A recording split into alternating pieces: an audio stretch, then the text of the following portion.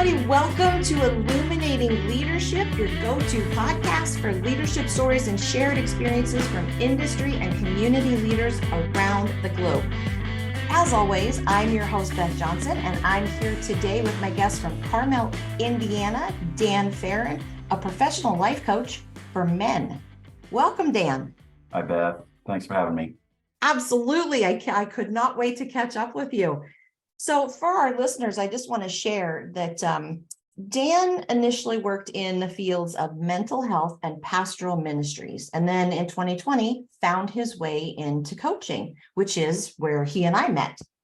Since then, his focus has been on helping men live more fulfilling lives, and specifically helping closeted and gay men live a life of authenticity and of freedom. Does that sound about right, Dan? Yes. Fantastic. So to kick us off, I know that there's a personal story that led you where you are today. Would you be willing to share a little bit about your journey? Sure.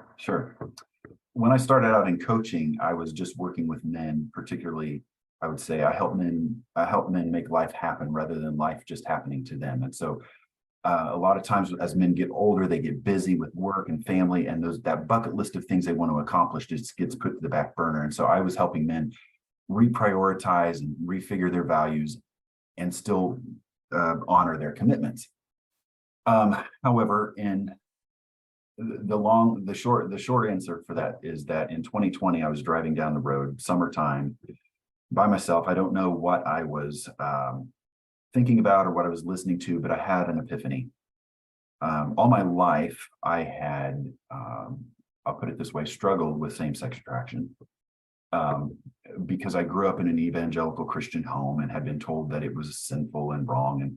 And so I had spent my life literally trying to eradicate that out of my life. 4 therapists in my adult life, lots of self-discipline, constant policing myself. And of course, nothing moved the needle. And so I had always told myself, I'm almost embarrassed to say this because it sounds so silly, but I told myself all of that time, I'm bisexual, because in my head, that was easier to deal with than I'm gay. Right. So 2020, I'm driving down the road and the epiphany hits me. And I say to myself, I'm not bi. I'm as gay as the day is long. I think I'm kidding. And it was at that point, that was the first time in my life that I actually owned that truth.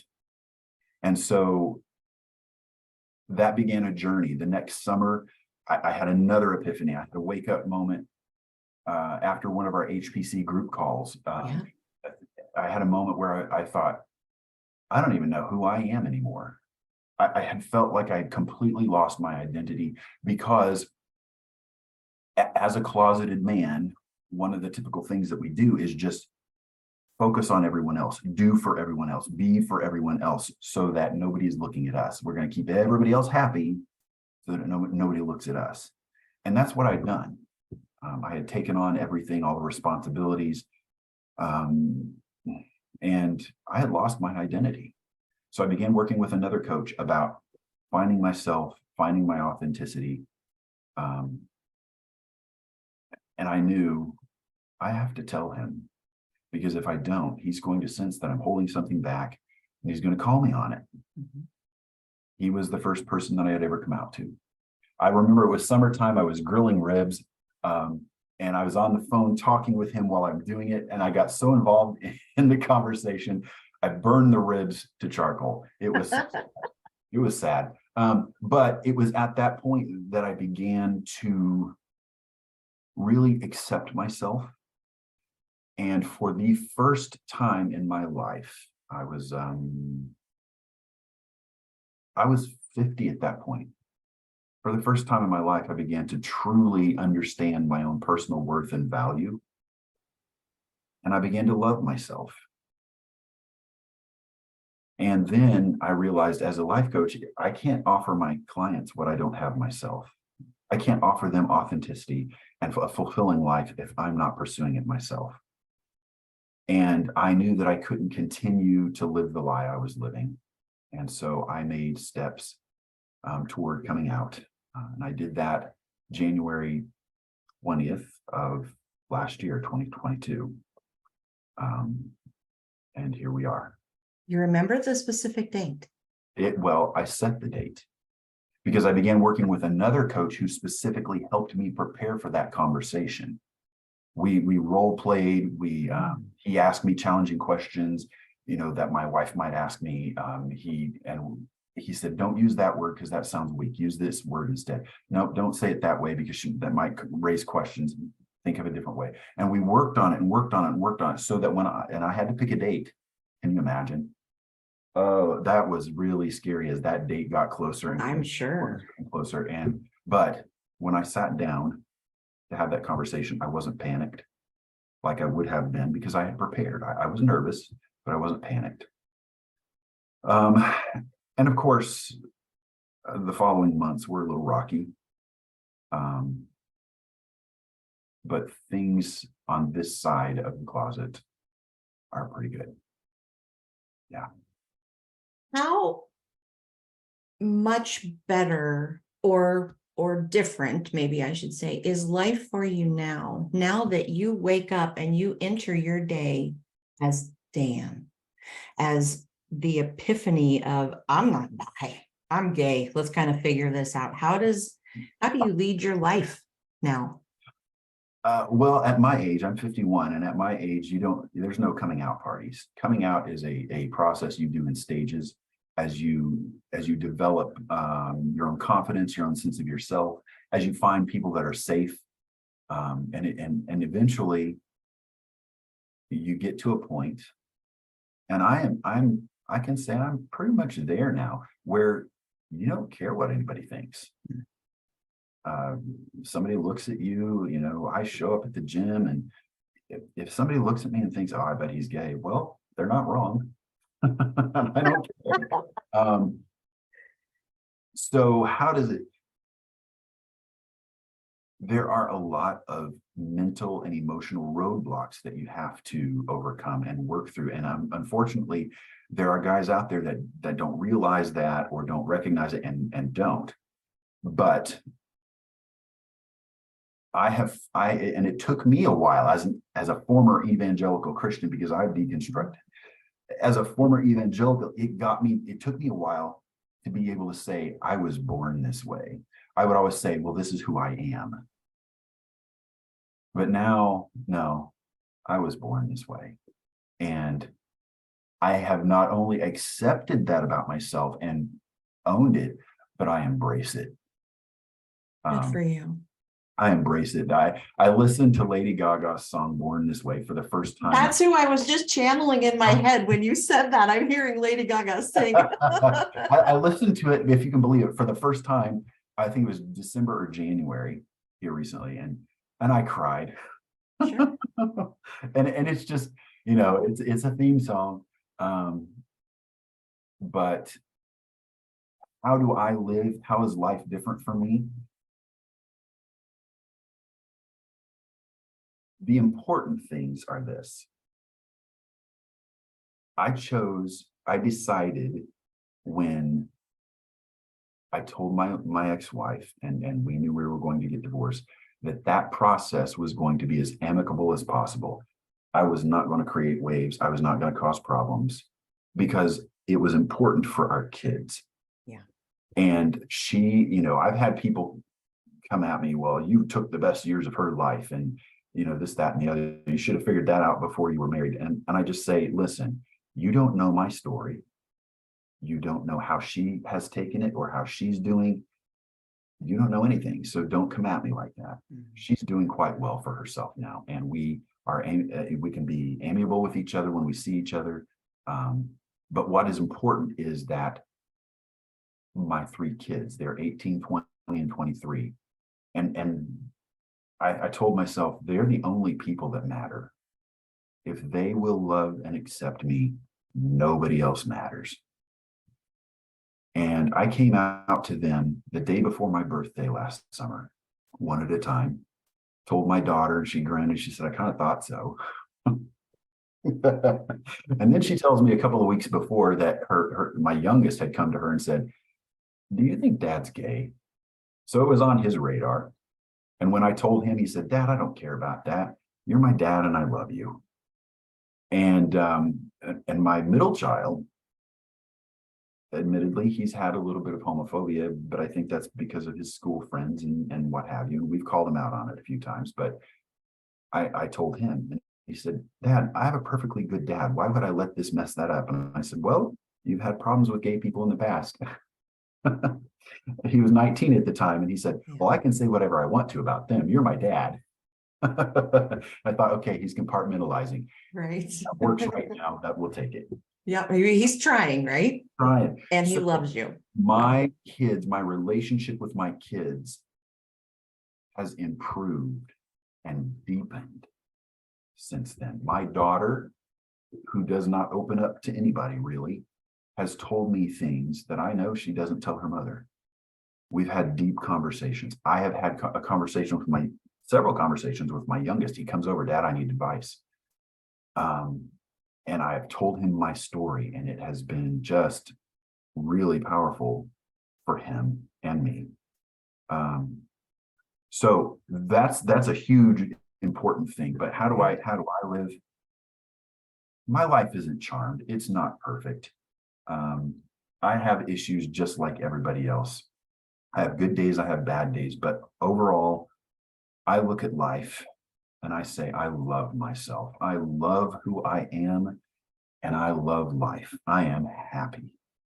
There's a sense of freedom, a sense of really stepping into my true self. And that is the best thing I can give the world, my true self. Absolutely. Because I'm fabulous, baby. You are, and that's why we do what we do, because the smile on your face, right? Because I met you 2 years ago, and I remember that HPC, that meeting. I remember sitting in several meetings actually and seeing this guy that I knew to be really intelligent and articulate and passionate about things, trying to reconcile some things in his own mind. And I think I told you this before, on camera, I saw like the top of your head, because you were hiding, right? Your chin was on your chest, and you would look up every once in a while. And I thought too, gosh, what's going on? And the minute you lifted your head and you told our accountability group, basically on camera, everything about your posture changed. And I kind of want to cry thinking about it, because I remember thinking, there he is. Your face came on screen, your countenance brightened, you were still the intelligent, articulate guy, but there was just something different. And then after that is the guy I see today, right? Who's there just saying, bring it. Life isn't perfect, but I'm going to deal with it on my terms. Yeah.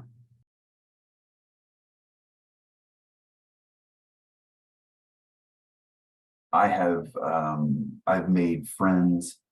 I've had wonderful experiences. At this age, coming out and learning to navigate the gay culture can be a little bit of a challenge, but I've made friends that are helping me do that. And I've recently started dating, which is fun. And I just, and now I switched my niche in coaching to helping other closeted men and also out gay men, mostly guys that were in the closet,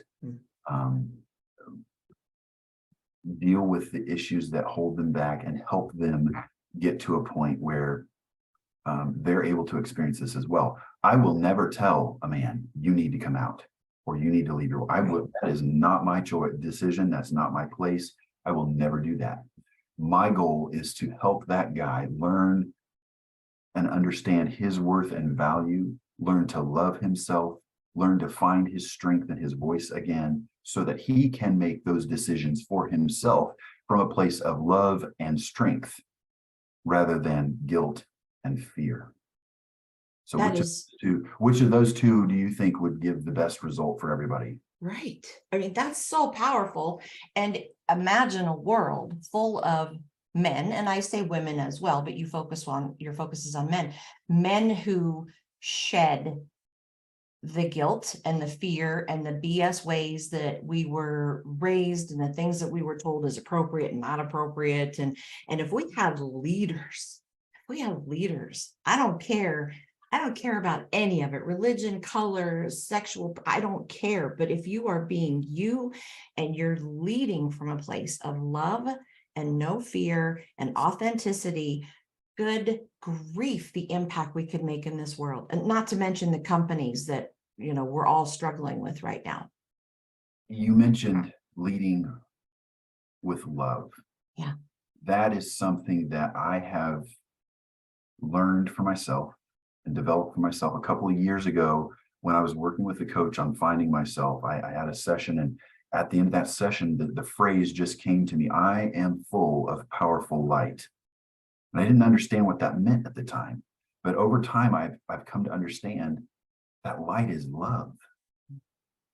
And because I love myself, I can show love to anyone, and it doesn't diminish me at all. It doesn't make me weak. It doesn't make me small. It makes the world better. And I choose to live and lead from a place of love. How do you coach your clients to understand that? Do you ever work with the man that says, listen, I was taught long ago and I've experienced it, that when I show kindness, I show empathy, I show love to my employees, to my staff, to my company, that people take advantage of me, that I'm considered weak, that I'm less than in some way. So how do you work with men on that? If I may use an example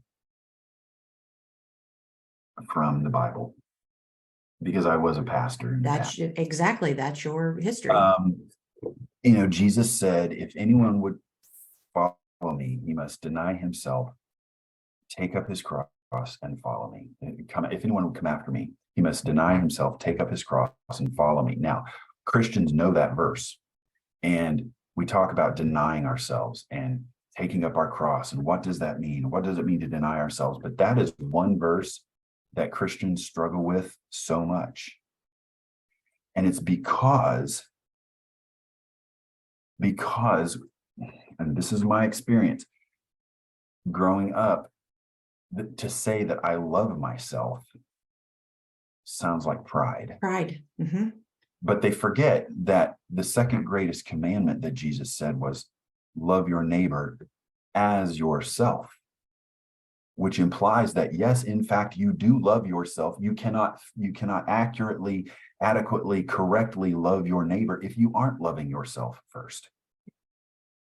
And so when Christians don't love themselves, when anybody doesn't love themselves first and take care of themselves and value themselves first, to deny yourself and take up your cross, take up your burden, deny yourself for someone else feels like a threat.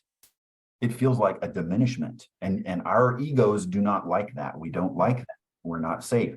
But when we love ourselves well and we love ourselves deeply, we can choose to deny ourselves for the benefit of someone else. And we know it doesn't diminish us at all. It makes us stronger because I'm doing it from a place of love. And so for that leader, I would say, how well do you love yourself?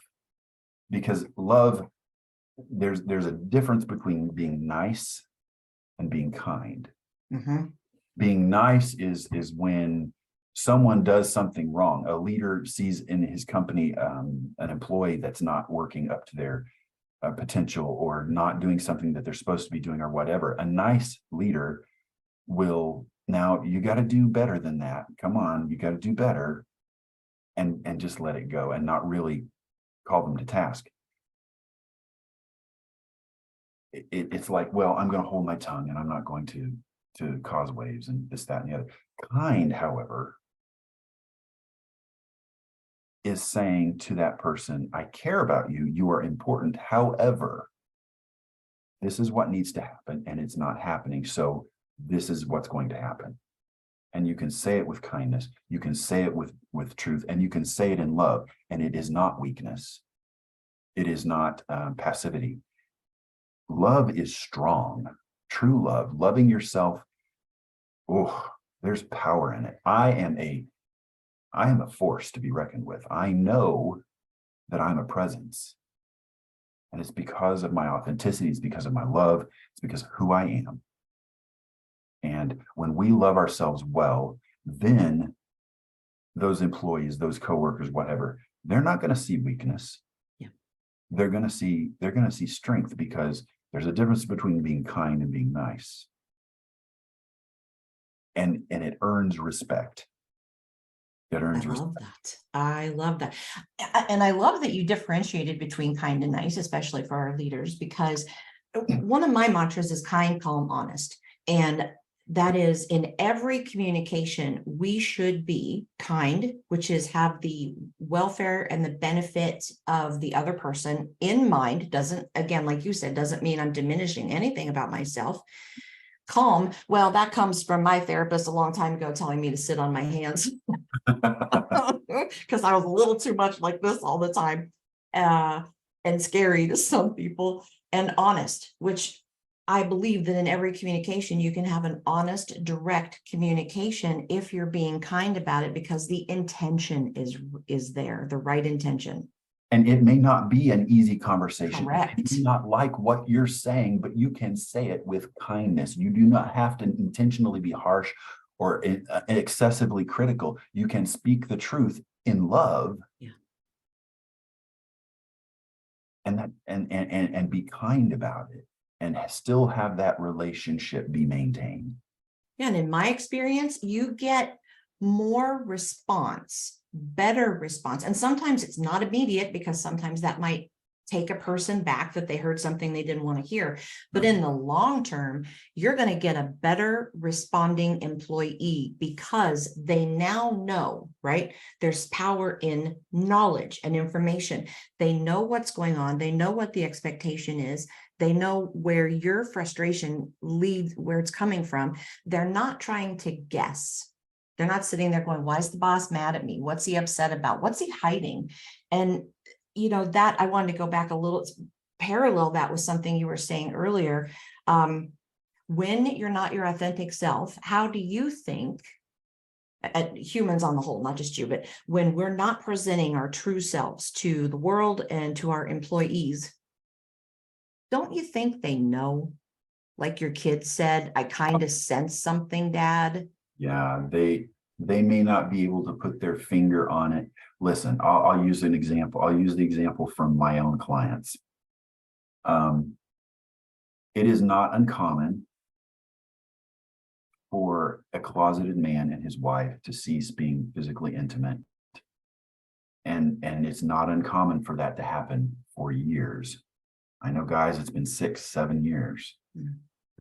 And it's not because they sat down and decided. It's not because they had a fight. It's not anything. It just kind of happened. And my guess is the wife knows there's something different. The wife has a sense. She's got a sixth sense. She's got that intuition. She knows there's something just not quite right. And she may not even be consciously aware of that, but it's an internal kind of thing. She can't put her finger on it, but she knows. And yes, so when the leader is not being authentic, when the leader is trying to act a certain way that he honestly isn't, oh yeah, they know. They know. They know. And like you said, they can't necessarily put words to it in the moment, because they don't have the big picture, the whole information, but they know. And then, so in your experience, how does that person respond? They get quiet. They distance themselves. They may become critical. Employees then are probably going to start finding things to complain about the boss. They're not going to have true respect if they sense that something's off. They're not going to have true respect because honestly, the leader's not showing them respect and being honest with them.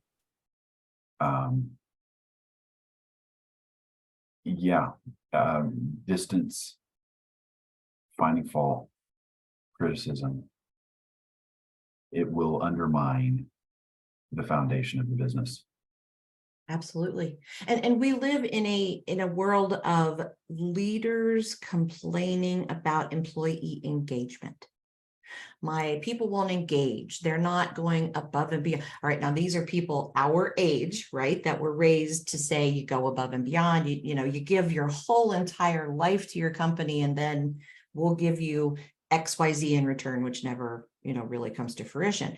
So the young people are recognizing that and going, I'm going to show up, I'm going to do my job. I really want to do my job well. I'm like any other human. I want recognition for doing a job well done. And then I want to go home. But I've got leaders saying, oh, these kids, they're lazy, they're not engaged, they feel entitled. How much of that is on the youth coming up, and how much of that is on the leader? Yes. Explain. uh, I think it's both, because what you're talking about is generational differences.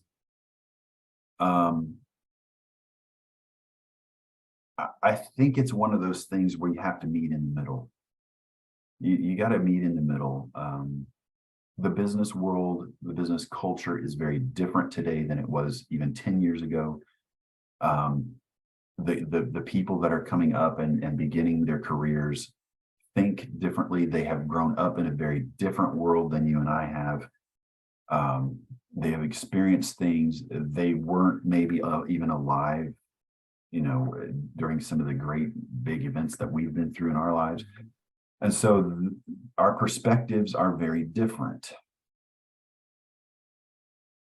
And I think, the best companies are the ones that will sit down the older employees with the younger employees and have those roundtable discussions about, this is what our company needs to have happen.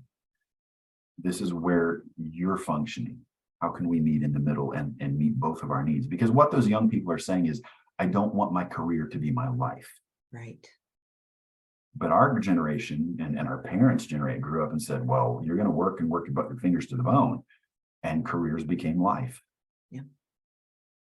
Not healthy, but no, it has. I can say for me, it hasn't been, and I've learned a lot. But is it fair to say that it is then the leader's responsibility to bring the people to the table, right? Because you're the one, as the leader, leading the company, leading change, trying to influence a team of people to go a direction that you want, and to do so not out of frustration or their own fear of where the company is going, or their own exhaustion, for attrition and training and hiring and all that. But as you said earlier, come to that table with love, respect, and curiosity. yes. Now, of course, first of all, this all starts in the hiring process. I mean, hire who's people that are going to meet your needs. However, if not the leader, if not the CEO, if not the who, then who? Right.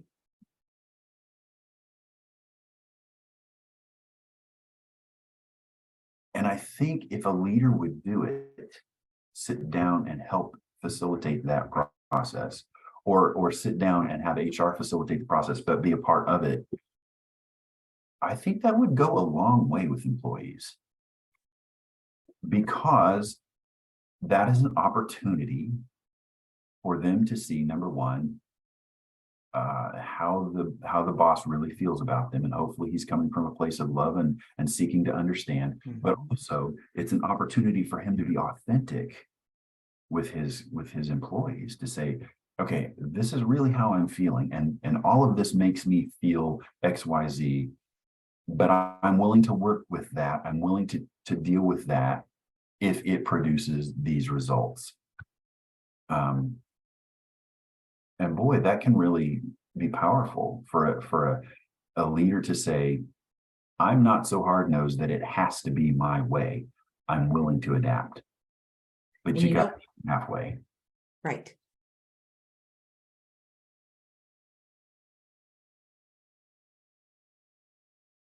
As you work with men, how hard is it for them to be vulnerable, to sit in front of people that they lead, that they've been told you're in charge of, you're responsible for, everything that rises and falls is on your shoulders. Don't show weakness. And to sit in front of those people and say, I'm not always right, and I'm struggling here, and I'm looking to do things better, and I need your help. How does a man deal with that? From my perspective, working with closeted men, and it's kind of transferable, it's extremely difficult. Their biggest concerns are, I can't do this to my wife and kids. Are my kids going to accept or reject me? A lot of times, and here's a key, a lot of times those men underestimate the value of their relationship with their kids. There was a point in our divorce process that my wife made a comment regarding one of my sons and his thoughts and feelings toward me. And it indicated that she really didn't understand the depth of our relationship. And I think a lot of men deal with that. We don't understand how important it is. So yes, to be vulnerable, because there's fear involved, because it may look like weakness. It may look like a failure. It may look like you don't know what you're doing.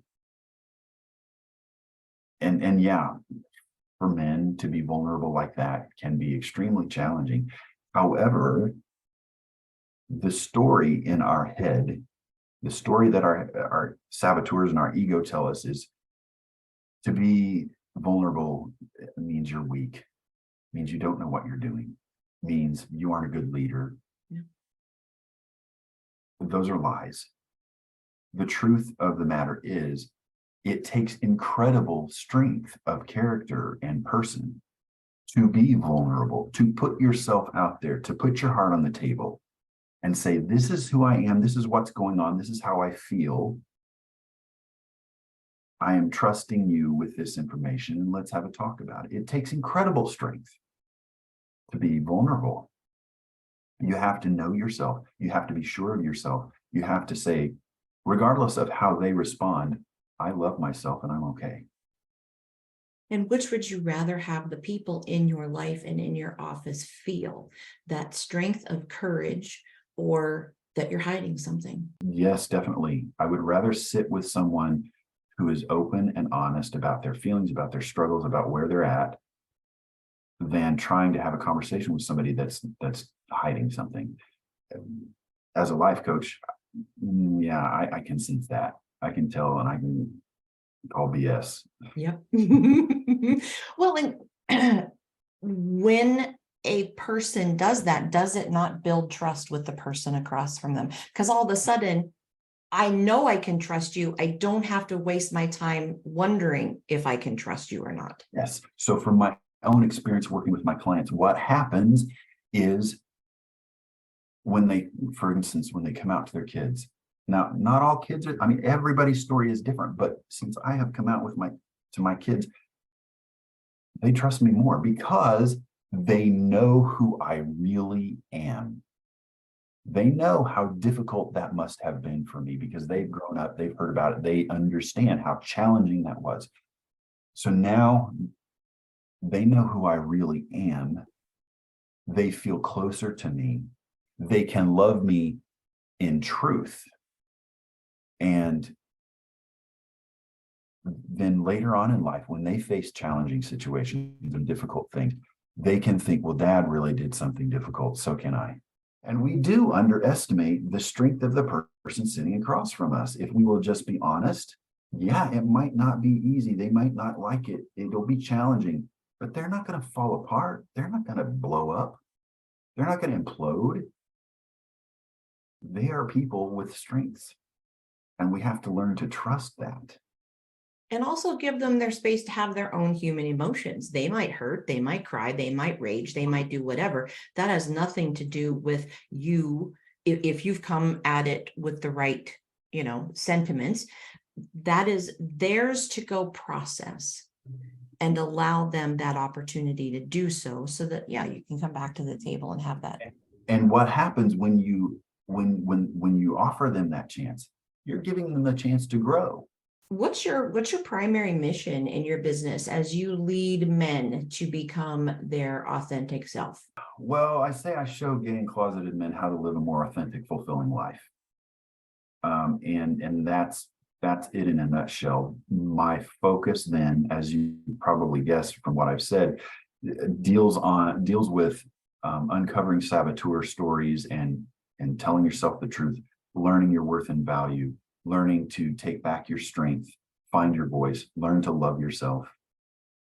One of the things I've recently discovered is that my superpower is that I am a spiritual healer. That is the overarching theme of my life. All the jobs I've had, all the work I've done professionally has been about bringing healing to the spirit of individuals, emotionally, mentally, spiritually, helping them find wholeness.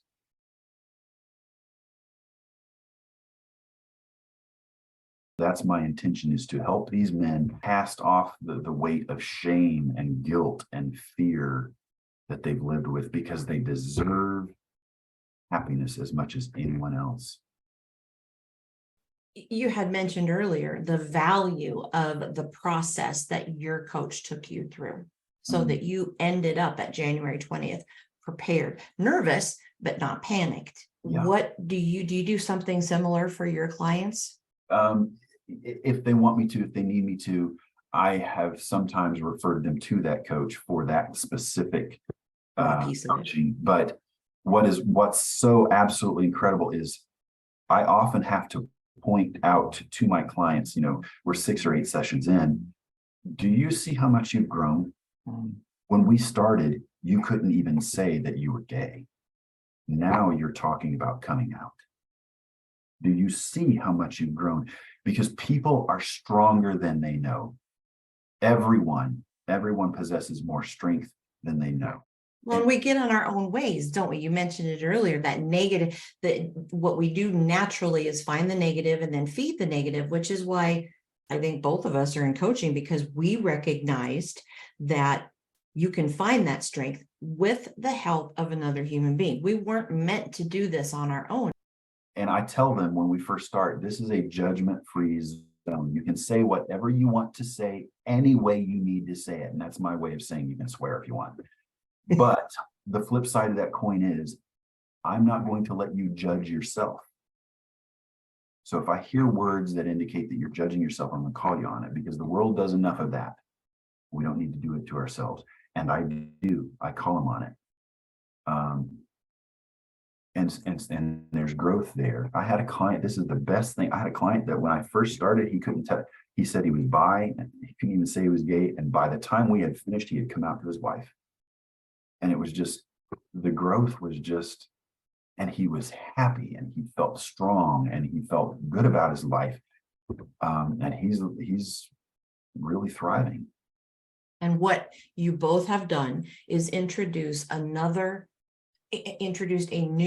healthy human being to society. We all have our stuff, but when we remove those roadblocks, when we remove those hindrances, when we deal with that stuff and get rid of it and move on, that creates space within us, because that's taking up energy, that's taking up mental energy, emotional energy, physical energy. It's taking up space. And when we get rid of that and deal with it, it's gone. Guess what? There's a space there. And we get to fill it up more with ourselves. Yeah. We get to be more authentic. We get to feel more freedom. We get to show up stronger and more powerful. And that's what I've experienced. Every time I work on myself, every time I get rid of that stuff, and no, it's not fun. No, it's not easy. But every time I do, boy, I just get bigger. Oh my gosh.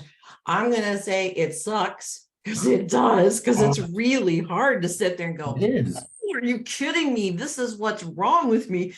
But I agree, when you can get to the other side of it, my gosh, it feels like 10 pounds, 50 pounds, 100 pounds of weight has been lifted. I love how you even with your hands, demonstrate that there's this space that opens up inside you, and all of a sudden you can fill it with the things you want, not with what the world says, not with what the world says is right and wrong, but with what the way you were created, the man or the woman that you were created, and fill it with love. Because I guarantee you, even the most hard-nosed, I'll say CEO out there, goes home to their grandbabies and talks like a little kid, because there's love in that relationship, right? Talks in the goo goo gaga. And I've met more of them who are so crunchy is the only word that comes to mind in the workplace. And they turn into little softies because they let that true self come out at home. There's no danger of anybody judging them. It's just me and the grandbaby. And it's that human being that I want to follow. That one right there with the grandbaby. Yeah. And they feel like they have to put up this wall so people respect them. Well, they may respect them, but it's not genuine respect. It's respect out of fear. Yes. Yeah. Yes. But when you show up authentically and you are kind to your employees, they learn to respect you because you're real. They learn to follow you because they want to.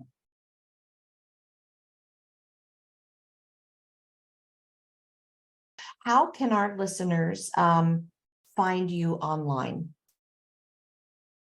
Well, I do have. I'm on LinkedIn, so you can look for me on LinkedIn. I also have a.